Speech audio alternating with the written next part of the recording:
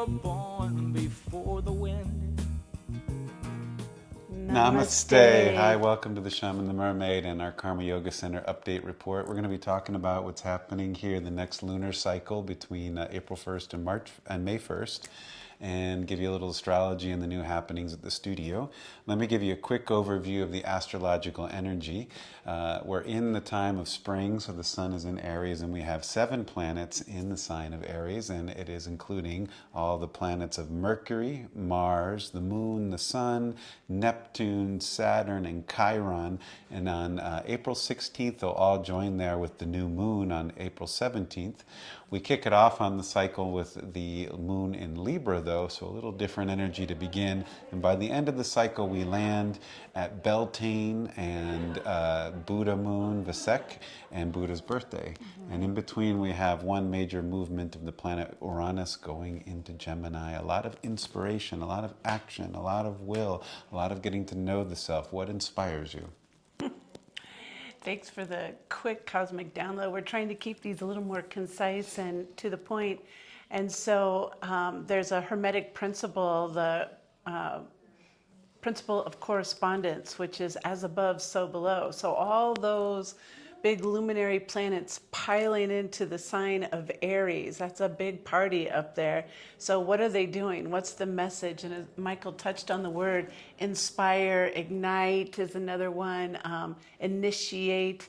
And it's not too surprising that spring comes at this time of year when we're in the sign of Aries, because Aries has that thrust, that push. It's the warrior that is charging the battlefield in a lot of depictions. And same with springtime's green little blossoms coming through the earth, pushing through the darkness, rising to the light, all the little tulips and daffodils and crocus and all the flowers coming on. And it's they're just doing their dharma, and they're using their push and their drive and their Aries energy to get here.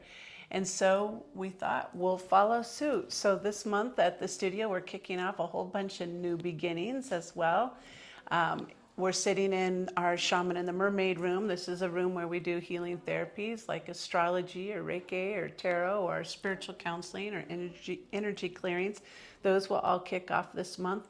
And our spa room next door, the Ayurveda spa, we're also kicking off our new Shirodora treatments.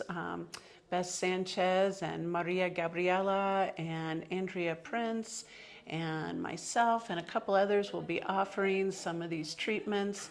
Body work by some of them, the Shirodora treatments by a few of us.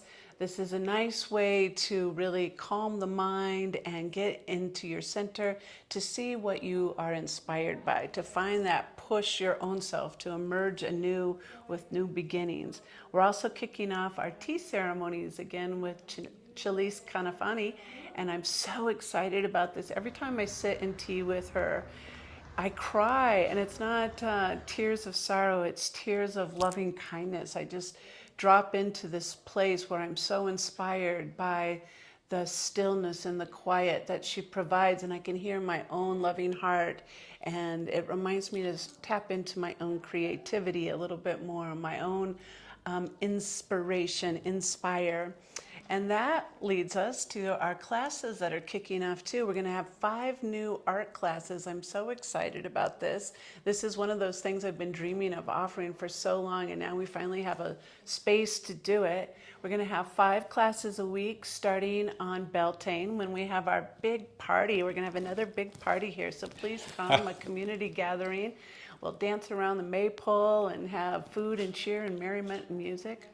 But that'll kick off those art classes, and on Monday there will be intuitive art. On Tuesday, Michael's going to teach a sacred geometry drawing class. On Wednesday is Zen Tangles and Mandalas with Janelle, and on Thursday, Amber's going to bring beginning watercolor, and on Friday, Stephanie and I will both co-teach or co-share the space to do Funky Friday, and it's just kind of a hodgepodge of any kind of arts and crafts on that day. So there'll be an offering for that starting at Beltane. Please consider joining us. I'm super excited, and it's a really beautiful way to help you get inspired to burst forth and bring out the new energy of the season. And then finally, this is Poetry Month, And it's not so surprising that they would pick April to be the creative month of expression, bringing poetry. So our own in-house creative writing teacher, Tracy Gibson, is going to be offering a poetry workshop on the 11th. So please come for that. She'll also be leading some poetry slams down the road.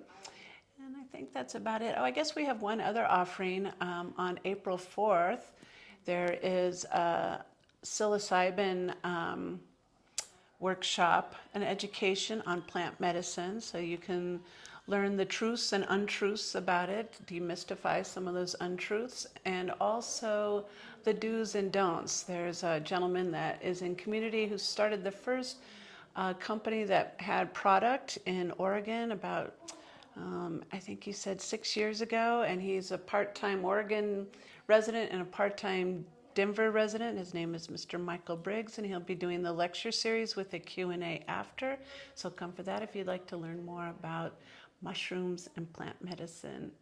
And then, of course, we wrap up at that Beltane party, so put it on your calendar. Beltane is actually May 1st, May Day, but we will be celebrating it on Saturday, May 2nd. Come if you can from 2 to 5. Good to see you all. Come to the studio and do yoga. Anxious to see you. Much Namaste. love. Namaste.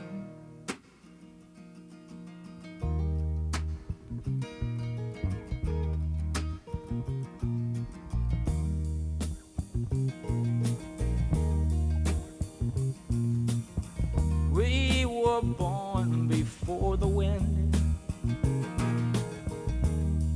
also younger than the sun.